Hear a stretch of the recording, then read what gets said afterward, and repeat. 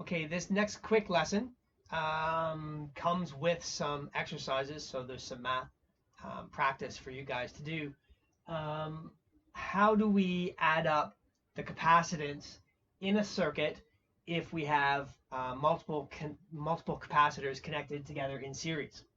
Okay, well, we'll start the conversation in the same place we usually do, which is let's figure out what happens with a resistor and then translate that information to a different type of load.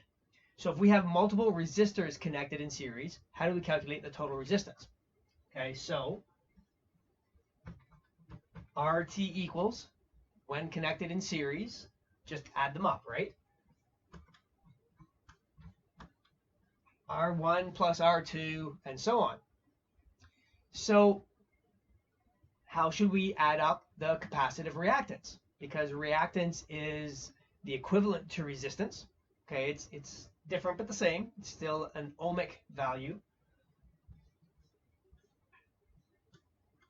So the total capacitive reactance in this circuit, how would we add this up?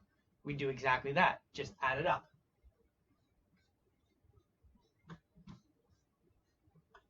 So it's XC1 plus XC2 and so on, however many capacitors we have connected together. Now the tricky part, how do we calculate the total capacitance of the circuit? So remember the equation, capacitive reactance is the inverse of 2 pi FC. So we have an inversely proportional relationship between capacitance and capacitive reactance. So if we add up multiple capacitive reactances to get a larger number, we expect to find the exact opposite happening, the inverse effect, when adding up the total capacitance. Okay, so this equation is also a familiar one. Okay, it's exactly the same equation that we use to calculate total resistance when the resistors are connected in parallel. So it's the inverse of the total capacitance will be equal to the inverse of the size of the first capacitor plus the inverse of the size of the second capacitor. Now, it starts to get messy, and we can do this one more time, move the inverse over, so it's CT equals the inverse of, okay, our standard reciprocal equation that we use to calculate resistance in a parallel circuit. But let's think about this for a second. So if we were to consider this as a single capacitor rather than a couple of capacitors connected in series, remember the variables that are used to calculate the capacitance, and this is going way back into your memory banks, but a couple of variables were the size of the plates, the two plates of our capacitor, and the type of the dielectric.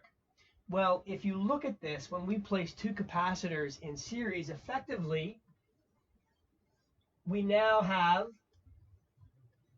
only those two plates, and everything in between is the dielectric. So we've got a dielectric here and a dielectric there, a couple more plates and some wire in between. Okay, but we've really affected what it is that's between the two plates of our capacitor, if we think about this as a single capacitor. Okay, which reduces the ability for the capacitor to be a capacitor, is effectively what happens.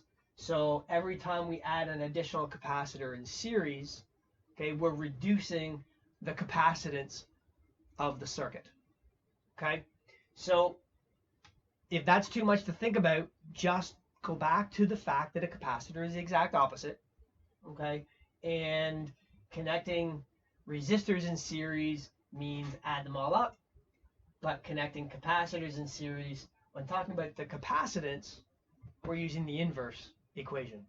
But if we're just sticking to the ohmic values, the reactance compared to the resistance and reactance, ultimately they're the same thing, and so the equations are exactly the same.